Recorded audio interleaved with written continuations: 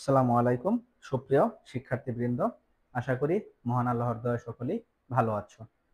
তো আজকে আমরা পরিসংখ্যানের খুবই গুরুত্বপূর্ণ একটা টপিক মধ্যক এটা নিয়ে আলোচনা করব।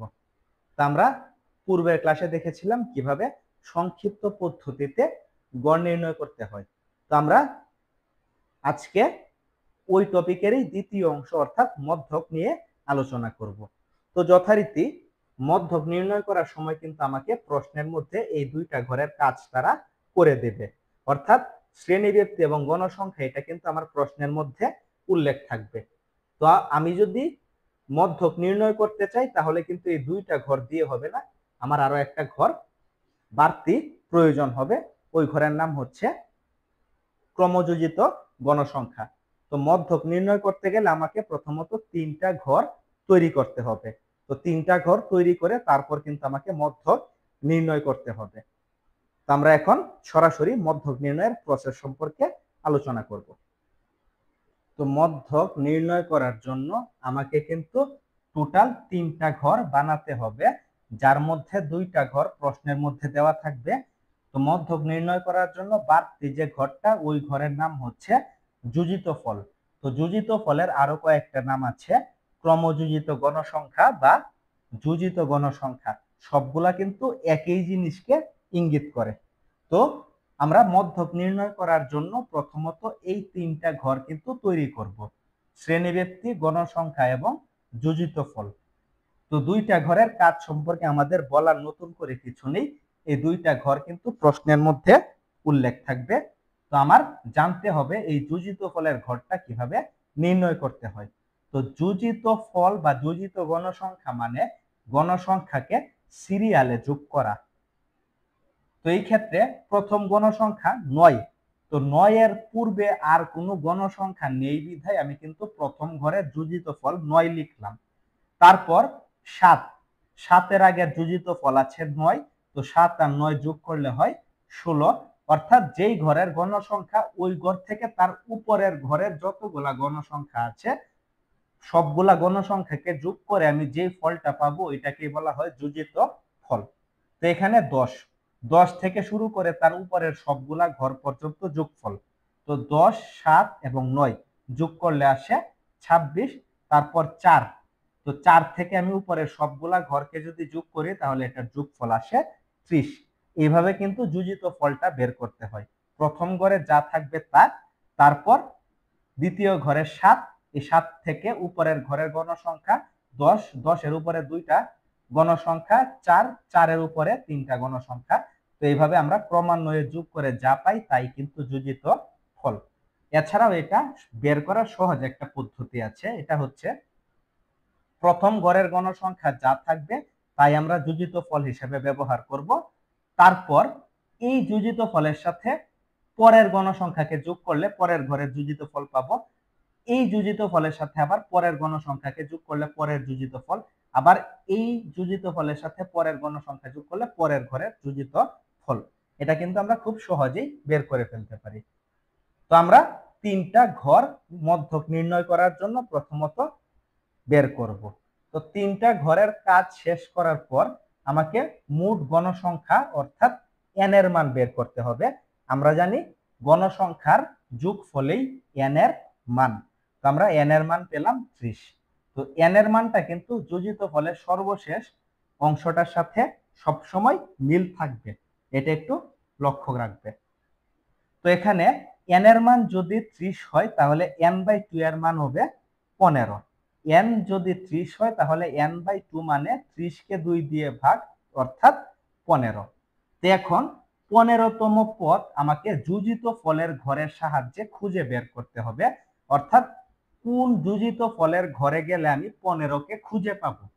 তো প্রথম যোজিত ফলের ঘরে আছে 9, এই 9 এর ঘরে কিন্তু আমি 15 পাবো না। তো 9 মানে কি বোঝানো হয়েছে? 0 থেকে 9 পর্যন্ত। 0 থেকে 9 পর্যন্ত ঘরের মধ্যে কিন্তু 15 থাকবে না। তারপর 9 এর পর থেকে 16 পর্যন্ত অর্থাৎ 10 থেকে 16 পর্যন্ত এই ঘরের মধ্যে কিন্তু আমরা 15কে পাবো। আবার এইখানে যদি আমরা দেখি তাহলে 16 পরের থেকে 26 পর্যন্ত অর্থাৎ 17 থেকে 26 পর্যন্ত 17 থেকে 26-এর মধ্যে কিন্তু 15 পড়ে না। আবার এইখানে যদি হিসাব করি তাহলে 26-এর পরে অর্থাৎ 27 থেকে 30 পর্যন্ত। তো 27 থেকে 30 পর্যন্ত এই ঘরের মধ্যেও কিন্তু 15 খুঁজে পাওয়া যাবে না। তো 15 খুঁজে পাওয়া যাবে কোথায়? 10 থেকে 16 অর্থাৎ এই ঘরের মধ্যে। তো যেই ঘরের মধ্যে আমি 15 খুঁজে পেলাম ওই ঘরের শ্রেণীটা কত ছিল? শ্রেণীটা ছিল 21 থেকে 30। এই যে আমরা 15তম পদ খুঁজে পেলাম এটা কিন্তু যোজিত ফলে খুঁজে পেলাম। তবে এইটা যে খুঁজে পেলাম এটা কোন শ্রেণীতে খুঁজে পেলাম? এটা কিন্তু 21 থেকে 30 এই শ্রেণীর মধ্যে খুঁজে পেলাম। অর্থাৎ এই 21 থেকে 30 এই শ্রেণীর মধ্যে 15তম পদ অবস্থিত হওয়ার কারণে এটাই কিন্তু আমার মধ্যক শ্রেণী। এটা কিন্তু আমার প্রাথমিক কাজ। মধ্যক নির্ণয় করার জন্য আমাকে কিন্তু প্রথমত n এর মান, n/2 এর মান এবং n/2 কোন শ্রেণীতে অবস্থিত এটা খুঁজে বের করতে হবে এবং লিখে নিতে হবে যে ওইটাই মধ্যক শ্রেণী। তো আমরা কিন্তু মধ্যক শ্রেণী নির্ণয় করলাম, মধ্যক না। মধ্যক নির্ণয় করতে গেলে আমাকে আরো কয়েকটা স্টেপ ফলো করতে হবে। তো আমরা এখন সরাসরি মধ্যক নির্ণয়ের সূত্র এবং মধ্যক কিভাবে নির্ণয় করতে হয় তার ফর্মুলা নিয়ে আলোচনা করব। তো এখন আমরা মধ্যক নির্ণয়ের সম্পূর্ণ ফর্মুলা দেখব। তো মধ্যকের সূত্র হচ্ছে L plus n/2 minus fc into h/fm। প্রথমে মধ্যক শ্রেণী নির্ণয় করে তারপর আমি মধ্যক নির্ণয়ের সূত্রটা এখানে লিখে নিলাম। এটা কিন্তু আমাকে মুখস্থ করে নিতে হবে। তো এখানে কোন অক্ষরের মান কত এইটা কিন্তু আমাকে এখন জানতে হবে। তো একটা বিষয়, আমরা কিন্তু মধ্যক পেয়েছিলাম 21 থেকে 30 এই শ্রেণীর মধ্যে। তো 21 থেকে 30 এর মধ্যে নিম্নমান কত? নিম্নমান হচ্ছে 21 এবং উচ্চমান হচ্ছে 30।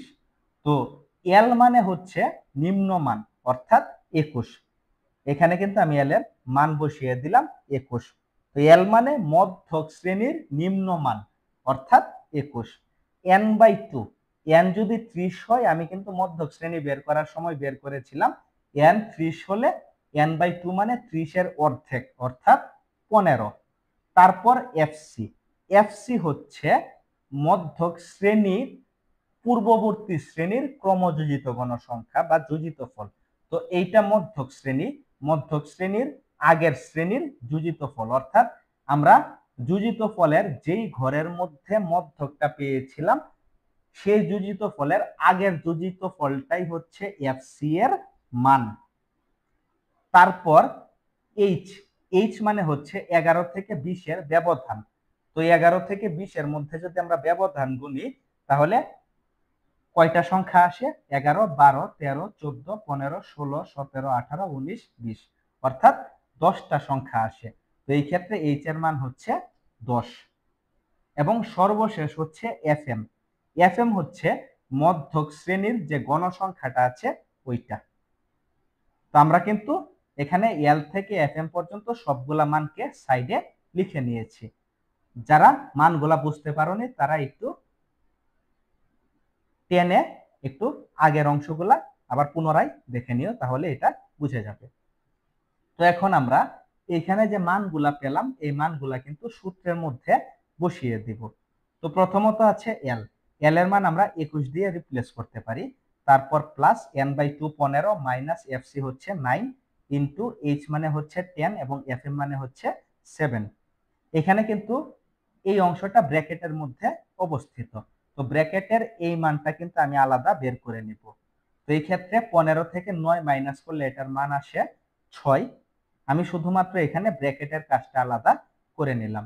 তারপর সম্পূর্ণটাকে ক্যালকুলেটরে উঠিয়ে আমরা সমানে প্রেস করলে এটার মান আসবে 929.57 সামথিং। আমরা দশমিকের পর 2 ঘরকে রাখলাম, বাকি ঘরগুলা বাদ দেওয়ার জন্য আমরা প্রায় কথাটা লিখে দিলাম। তো আমরা কিন্তু এভাবে মধ্যকটা চাইলে খুব সহজেই নির্ণয় করতে পারি। তো মধ্যক নির্ণয় করা নিয়ে যদি কারো কোনো কনফিউশন থাকে তাহলে এটা অবশ্যই আমাকে মেসেজের মাধ্যমে জানাবেন। তো আজকে আপাতত মধ্যকের ক্লাসটা এখানেই শেষ করছি। ইনশাআল্লাহ আমরা পরবর্তী ক্লাসে নতুন আরেকটা টপিক নিয়ে হাজির হব। সেই পর্যন্ত সবাই ভালো থাকবেন, সুস্থ থাকবেন। আসসালামু আলাইকুম।